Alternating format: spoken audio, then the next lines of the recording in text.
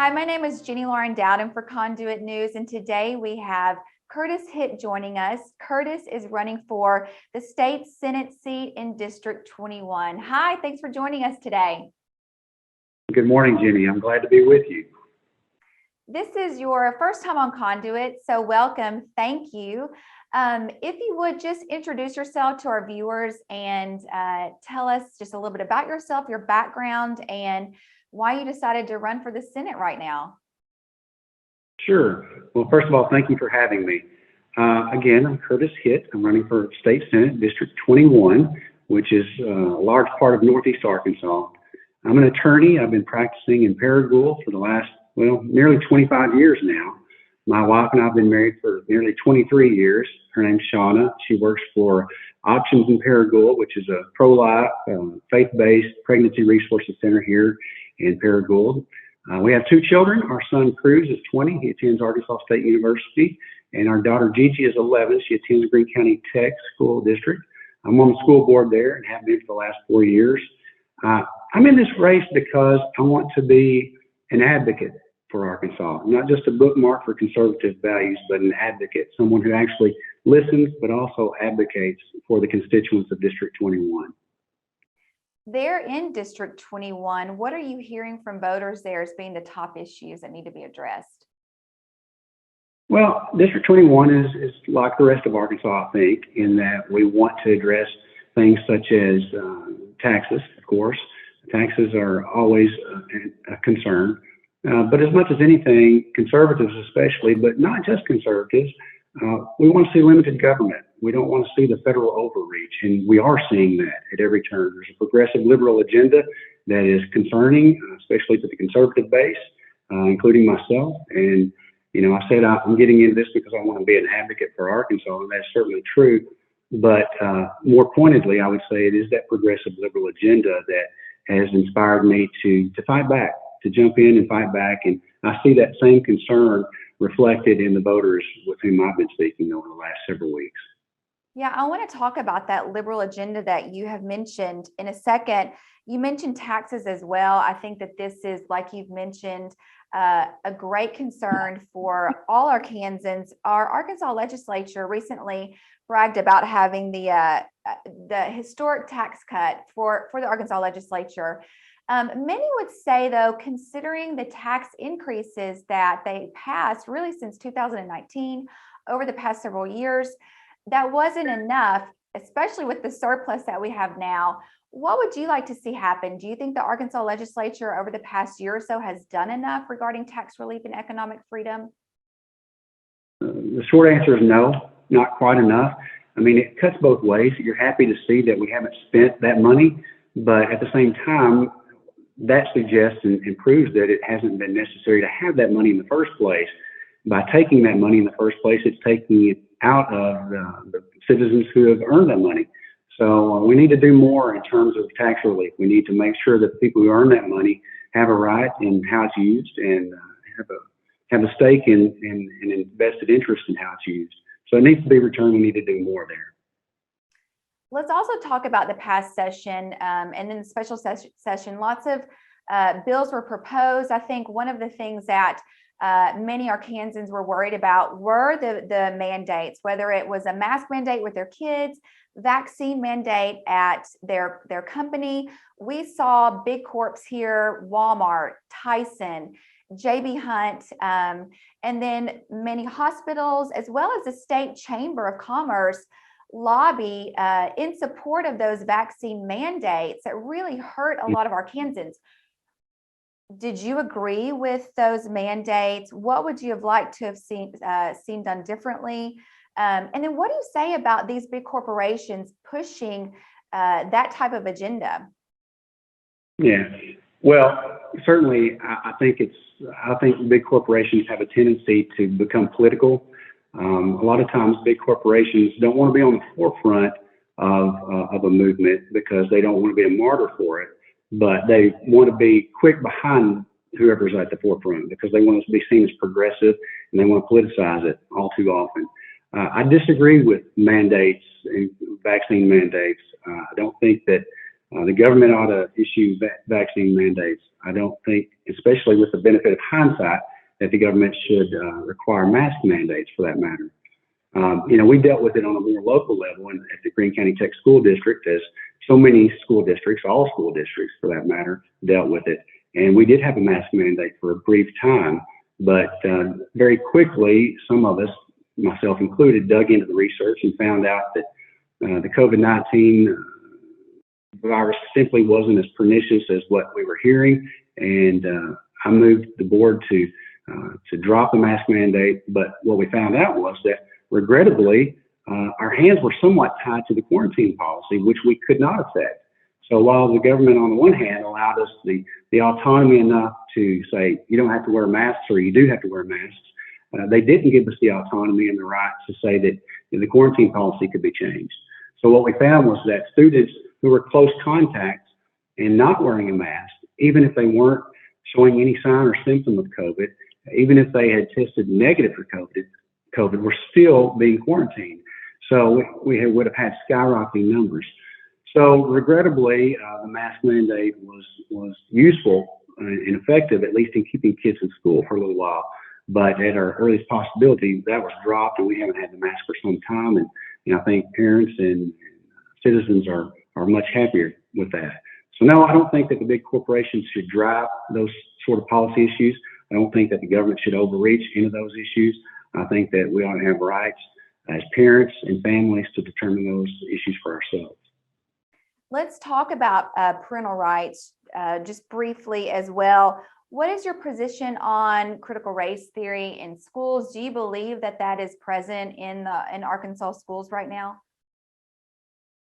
Well, I can speak for Greene County Tech. I reached out, and this was several months ago before I decided to jump into the race. I just reached out just as a proactive parent and asked our administrators, as a parent and a school board member, hey, is there any place for critical race theory in our curriculum?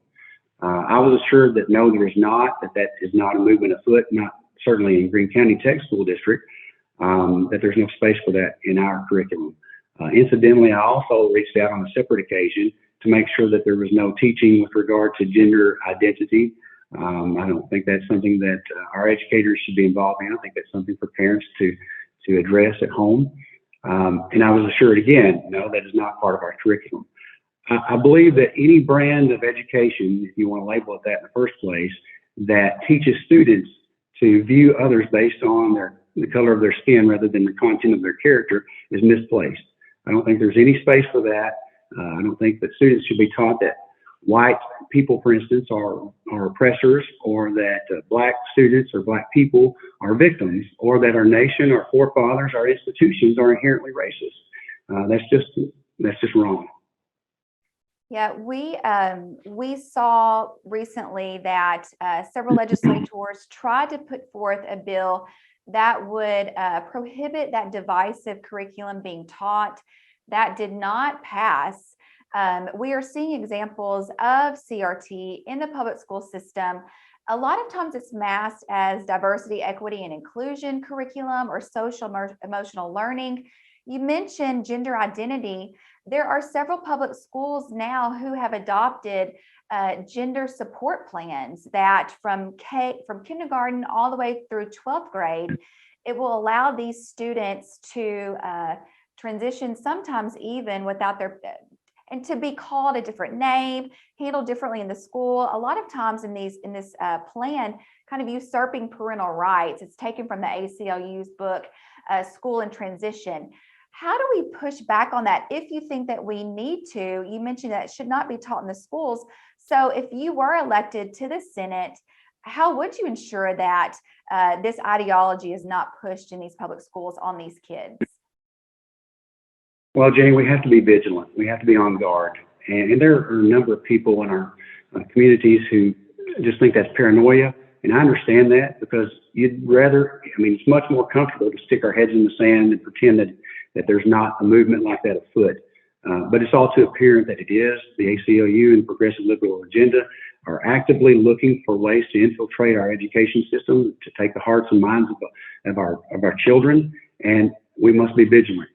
I'm not one to suggest as an attorney that we need a legislature full of attorneys. We don't. We need a fair cross-section from our community. But with that said, I would humbly suggest that my 25 years in the practice of law will be helpful to me to be vigilant when we see different terms that are used interchangeably for what it really means and euphemisms that are bandied about. I'm going to be vigilant. I'm going to be able to spot that, and I'm going to be able to protect our conservative agenda.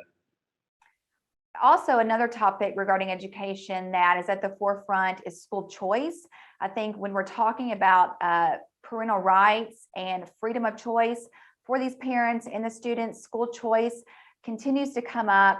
Many people, well, some people will say that opens the door to hurt these small schools in rural areas. Some others will say, well, no, that just drives competition and helps everyone. What is your opinion on school choice? Yeah, out of those two camps that you mentioned, I tend toward the latter. I believe that competition is a good thing. I think it pushes any participant in a competitive arena to be their best, to become their best. I am sensitive to the other argument. I would listen to it, but I reached out to our superintendent of our school recently to just talk to him about educational issues.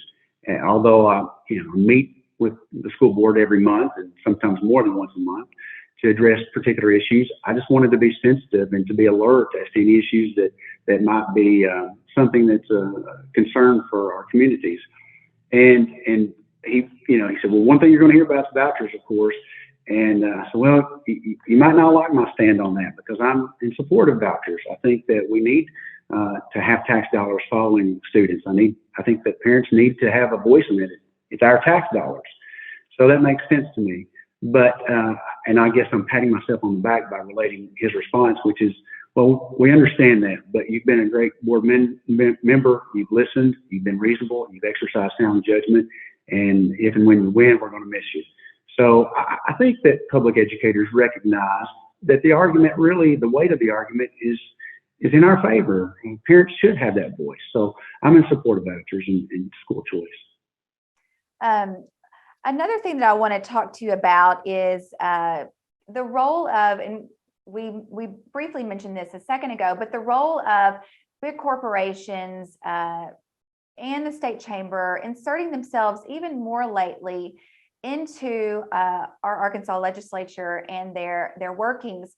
Some would say that these big corporations are really, in essence, buying off a lot of legislators, that those who have an R beside their name, when you look at their voting record, a lot of times they're siding with big business more than the people.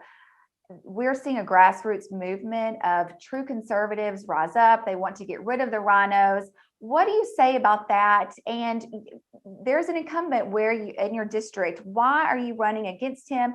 How would you contrast yourself from him? Certainly. Well, those two, I see two questions there, but they're interrelated. I would contrast myself with him by virtue of pointing out that while personally I like him enough, he's part of that problem. There are a lot of Republicans who are following the money, if you will. And excuse me, it's easy enough to do that. It's got to be tempting to do that because you want to stay in place, you want to stay in position so that you can do good. I understand that, but you can't betray the whole purpose for getting in the first place, which is to affect the lives of everyday people, or at least that's the way I see it. But my opponent has supported reducing or eliminating regulations. I should say reducing, not eliminating, but reducing regulations in the nursing home industry so that staffing regulations wouldn't be quite up to snuff, if you will. And when you do that, you got to realize that, yeah, you may be befriending a large corporation who's going to support you in your bid for re-election, but you're also going to be putting nursing home residents, our elderly, our senior citizens who have taken care of us for so long, at risk. And that can't be tolerated. My opponent also supported legislation that would return money to insurance companies in third-party liability cases rather than returning it to the citizens who paid for those premiums and that coverage in the first place. So I'm in it for the little guy. I understand that the little guy maybe doesn't have all the money or all the influence, but the little guy's got to have a voice. And I come from a small town, and I'm standing up for small town values. How can people get involved with your campaign? We are just a few weeks away from early voting. What do they need to know? How can they get involved with your campaign, your website, and possibly donate and volunteer? Certainly. Appreciate you asking that. CurtisHitt.com is our website address. I can be easily found on Facebook. I've got a personal page, but also Curtis Hitt for Arkansas State Senate is the Facebook page. My office number is 870-236-4488. My cell number is 870-240-5696. I'm easily found. I'm out there, and I'm being as visible as I can be.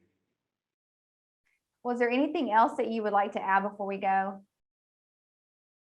You know, the only other thing I would touch on, I think I might be remiss if I didn't, is simply that I'm nobody special. I'm a sinner saved by the grace of God through faith in His Son Jesus Christ, who died for my sins. I'll never be more than that. When I go to Little Rock, I will be more than that. That's not going to be my seat. It's going to belong, as it does now, to the people of District 21. I'm not going to Little Rock to, sit on the sidelines or to sightsee, to ride the coattails of other conservatives. I'm going to Little Rock to legislate. And to me, legislating means listening, but also being a leader. It means advocating. With the last 25 years of experience, I've been an advocate for individual liberties and constitutional protections. I've been an advocate as a prosecutor for our community, working hand in hand, side by side with law enforcement, making sure with the citizens of our community through the course of jury trials that what's right is what happens. And I'm ready to do that as a legislator for the state of Arkansas and the people of District 21.